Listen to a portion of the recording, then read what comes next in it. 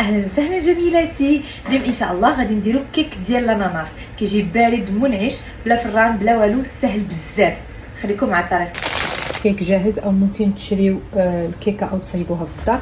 وعندي علبه ديال قطع الاناناس. هنايا خديت الشراب ديال الاناناس، صفيت الاناناس ها هو، وهنا فاش كان الاناناس شراب الاناناس.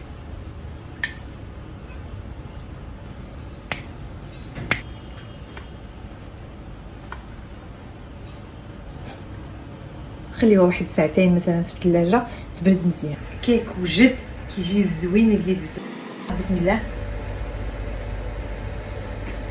لذيذ بزاف.